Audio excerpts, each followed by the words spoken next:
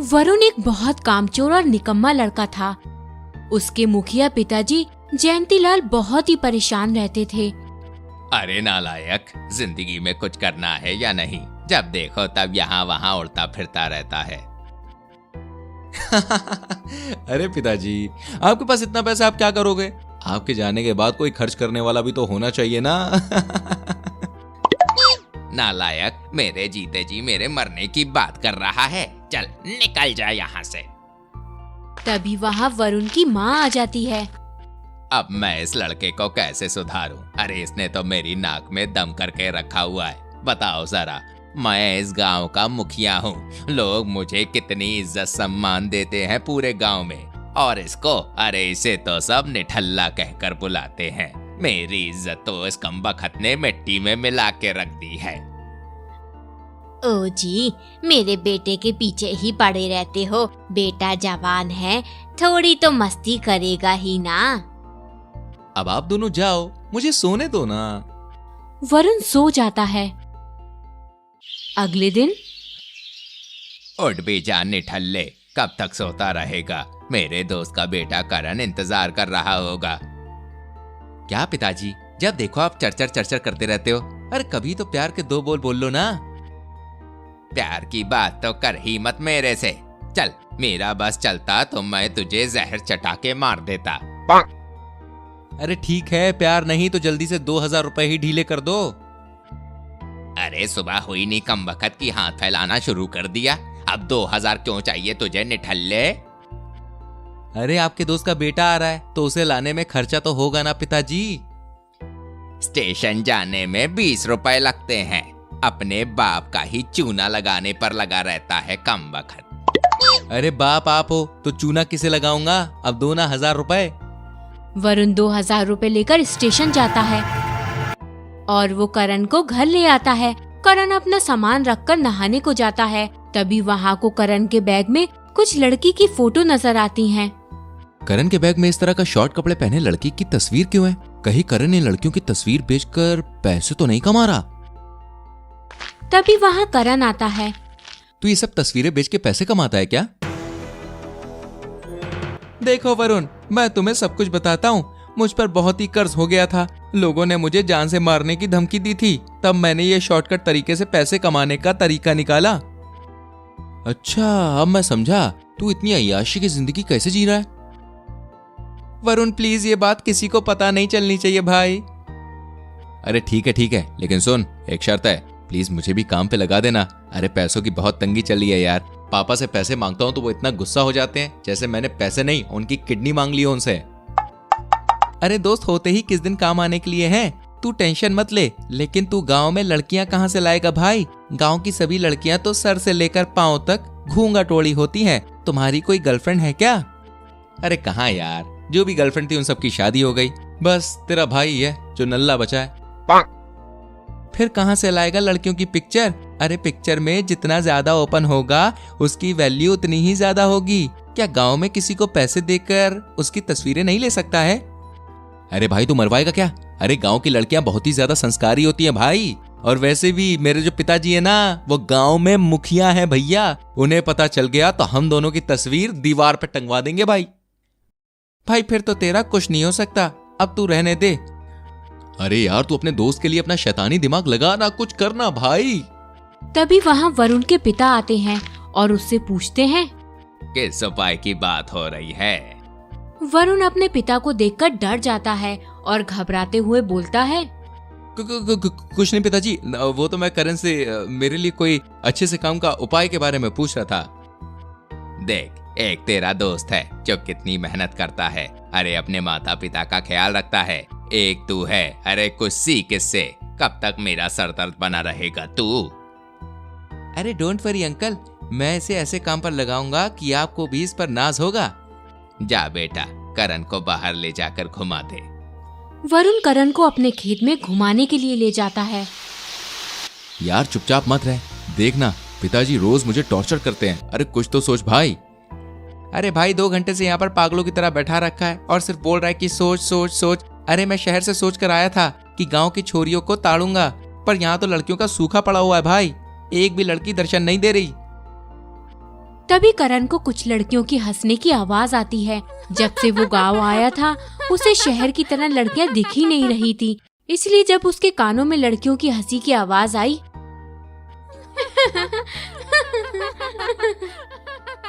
उसके कान खड़े हो गए। वो पीछे मुड़कर देखने लगा और उन लड़कियों को देखकर उसका मुंह खुला का खुला रह गया। वाह तेरी, कितने रंग बिरंगे फूल हैं और भौरे यहाँ बैठे हैं। अरे तुझे इस खेत में कहाँ फूल दिख गया? वो मुड़कर पीछे देखता है। ओ अच्छा, तू इन फूलों की बात कर रहा है। कहाँ ग्रुप बना के जा रही है? अरे नहाने। क्या कहा? नहाने? पर कहाँ? अरे गांव है मेरे भाई, यहाँ पर लड़कियों के नहाने के लिए नदी बिल्कुल फिक्स है। बाकी सभी गांव की लड़कियां और महिला वहीं नहाती हैं। अरे भाई ले चलना वहां पे, हम भी देखे ऐसी अद्भुत जगह, एक साथ कई सारी लड़कियां नहाती हुई। अरे भाई वहां पर लड़कियों के अलावा और कोई नहीं जाता है। करण के शैतानी दिमाग में एकदम से ख्याल आता है और वो मुस्कुराते हुए बोलता है, अरे तू तो एकदम बेवकूफ है यार। तूने कहा था ना कि लड़कियों की पिक्चर कहाँ से लाएं? अरे यहाँ तो ये खुद चलकर लड़कियां पिक्चर खिंचवाने ग्रुप में आ रही हैं। अरे इस दुर्लभ दृष्टि को अपने कैमरे और आंख में कैद कर लो भाई और माला माल हो जाओ।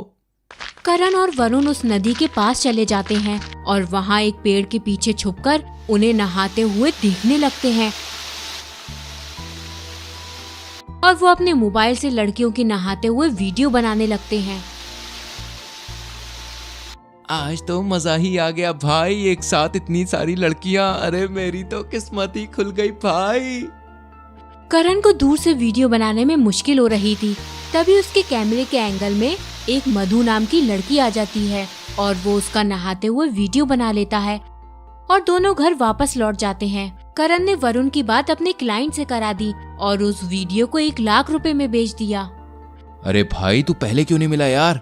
पैसा कमाना इतना आसान था, मुझे तो पता ही नहीं था। एक छोटी सी क्लिप का 1 लाख रुपया मिल गया। हम दोनों यार जाकर नहाती हुई लड़कियों की वीडियो बनाएंगे और खूब पैसे कमाएंगे। करण कुछ दिनों बाद शहर वापस चला जाता है। इधर वरुण रोज वीडियो बना बनाकर बेचा करता था। फिर एक दिन रीमा नहा रही होती है और वरुण वीडियो बना रहा होता है। तभी रिया को लगता है कि कोई उसे देख रहा है। वो जल्दी से कपड़े पहनकर नदी से बाहर आ जाती है। वो देखती है कि वरुण पेड़ के पीछे छुपा होता है। वरुण, तुम ये सब क्या कर रहे हो? तुम यहाँ छुपकर लड़कियों को नहाते हुए देख रहे थे। रुको, मैं अभी मुखिया जी से शिकायत करती हूँ। वरुण बहुत डर जाता है और बोलता है, पहले ये तो देखो। वरुण रीमा को वीडियो दिखाता है। उस वीडियो को देखकर रीमा का चेहरा पीला पड़ जाता है। ये सब क्या है वरुण? अरे तू ही तो है इस वीडियो में और बहुत ही खूबसूरत लग रही है तू तो। मैं तुम्हें नहीं छोड़ूंगी, मैं अभी गांव वालों को बताती हूँ। अरे इससे क्या होगा, गांव भर में तू ही तो बदनाम होगी। जहाँ जहाँ ये वीडियो जाएगी वहाँ वहाँ तेरे चर्चे हो जाएंगे। मैं डरने वाली नहीं हूँ। अरे मैं डरा नहीं रहा हूँ, बस अपना मुंह बंद रखो। मैं ये वीडियो किसी को नहीं दिखाऊंगा। रीमा वापस घर जाती है और वो बेचारी कश्मकश में पड़ी होती है कि कहीं उसका वीडियो वरुण किसी को दे ना दे। मैं एक लड़की होकर सिर्फ अपने स्वार्थ के बारे में सोच रही हूँ। वरुण न जाने और कितनी लड़कियों का वीडियो बनाकर बेच रहा होगा। मैं इस तरह चुप नहीं रह सकती। रीमा अपनी सहेलियों से मिलती है और उसे सारी बात बता देती है। देख रीमा, हमें इस बारे में मुखिया जी को बता देना चाहिए। पर वो वरुण मुखिया जी का ही बेटा है, वो इस बात को नहीं मानेंगे। तब हम मुखिया जी को वरुण के बारे में नहीं बताएंगे, उसे रंगे हाथों पकड़वाएंगे, फिर मुखिया को बुलाएंगे। अगले दिन फिर से वरुण वीडियो बनाने के लिए छुपा होता है। तभी उसके सर पर जोरदार लाठी पड़ती है और वो चीख उठता है। मर गया रे, माफ कर दो, मुझे माफ कर दो। उसके सर से खून निकलने लगता है। जब वो सर उठाकर देखता है तो गांव की सारी लड़कियां हाथ में डंडा लेकर गुस्से में उसकी तरफ बढ़ रही होती हैं। तुम एक लड़की की इज्जत से खेल रहे थे, तुझे इस हरकत की सजा जरूर मिलेगी और ऐसी सजा मिलेगी कि तू याद रखेगा। सारी लड़कियां डंडों से उसकी खूब पिटाई करती हैं और उसे मार मार कर अधमरा कर देती हैं। तभी वहाँ मुखिया जी आते हैं। पिताजी बचाओ मुझे, मैं अब ऐसी गलती नहीं करूँगा। ऐसा बेटा होने से अच्छा है कि मेरा कोई बेटा ही ना होता। मुखिया जी पुलिस को फोन करते हैं और वरुण को जेल भेज देते हैं। फिर उस गांव में खुले में नहाने पर पूरी तरह से पाबंदी लगा दी जाती है। मनोहर गांव के सरपंच का बेटा था। वैसे तो मनोहर 30 साल का हो चुका था, पर अभी तक उसकी शादी नहीं हुई थी, क्योंकि मनोहर कोई काम धाम ही नहीं करता था, बस दिन भर मटर गश्ती किया करता था। वो हर सुबह अपने पिता का स्कूटर लेकर गांव में निकल जाता। गांव और रिश्तेदारों में सभी लोगों को ये बात पता थी, फिर भला कोई भी अपनी बेटी मनोहर को क्यों देता। इसलिए मनोहर के माँ बाप को हर वक्त उसकी शादी की चिंता लगी रहती थी। एक रात मनोहर अपने दोस्त लल्लू के साथ अपने स्कूटर से लौट रहा होता है। आधी रात हो चुकी होती है। मनोहर नशे में धुत होता है और जंगल के रास्ते स्कूटर चला रहा होता है। साथ में उसका दोस्त लल्लू भी नशे में होता है और बेचारा डरा सहमा पीछे बैठा होता है। तभी पीपल के पेड़ पर देखकर लल्लू बोलता है, ए मनोहर भैया, तनिक रुको तो। ये सुनकर मनोहर अचानक स्कूटर रोक देता है। अरे क्या हुआ रे लल्लू, तूने इस तरह बीच जंगल में स्कूटर क्यों रुकवा दिया? अरे मनोहर भैया, वो देखो पीपल का पेड़। हाँ तो पीपल का पेड़ ही तो है, उसे देखकर तू इतना डर क्यों रहा है? मुझे लगा कि तू छुलछुलाने के लिए रुका है। अरे मनोहर भैया, तुमको मालूम नहीं है वो पीपल का पेड़ में भूत प्रेत का कब्जा है। चलो चलो भैया, स्कूटर को वापस मोड़ो, हम दूसरे रास्ते से जाएंगे। अबे चुप रे लल्लू, अरे भूत प्रेत जैसा कुछ नहीं होता, ये सब गांव वालों की मनगढ़ंत कहानियां हैं। और वैसे भी हम लोग रोज तो इसी रास्ते से जाते हैं ना, फिर आज तुझे डर क्यों लग रहा है? अरे भैया, का है कि हम बार बार दिन ढले से पहले ही यहाँ से निकल जावत हैं, लेकिन आज तो आधी रात बीत गई बा। और मनोहर भैया, भूत प्रेत तो राते के दिखाई देवत है ना। अरे चुप रे लल्लू, पता नहीं क्या अनाप शनाप बोले जा रहा है तू। ये कहकर मनोहर लल्लू का मुंह बंद करा देता है और स्कूटर स्टार्ट करके आगे बढ़ने लगता है। वो जैसे ही पीपल के पेड़ के पास पहुंचता है, वहाँ से खूबसूरत सी लड़की घूंघट ओढ़े हुए लिफ्ट मांगने के लिए हाथ हिलाती है और मनोहर अकेली लड़की को देखकर फूले नहीं समाता और उस लड़की के पास जाकर स्कूटर रोक देता है और उससे पूछता है, अरे जी, आप कौन है? इतनी रात हो गई, आप इस जंगल में क्या कर रही हैं? मैं यहाँ रास्ता भटक गई हूँ, मुझे समझ में नहीं आ रहा कि मैं अकेली कहाँ जाऊँ। इतना सुनते ही मनोहर मन ही मन बोलता है, अच्छी कोई बात नहीं, मैं आपको छोड़ दूंगा, आपको जहाँ भी जाना हो, बस आप मेरे स्कूटर पे आइए, बैठ जाइए। अरे मनोहर, ये कैसी बात कर रहे हो? हम इसे कहाँ बैठाएंगे? इस स्कूटर में सिर्फ 2 ही लोग बैठ सकते हैं, हम इसकी मदद नहीं कर सकते भाई। अरे देखो मैडम, आप किसी और से मदद मांग लो, हम आपकी कोई मदद नहीं कर सकते। अरे चल मनोहर, बहुत लेट हो रहा है यार। अरे यार, तू क्या बोल रहा है? मैं इतनी खूबसूरत लड़की को अकेले इस जंगल में छोड़कर कैसे जा सकता हूँ?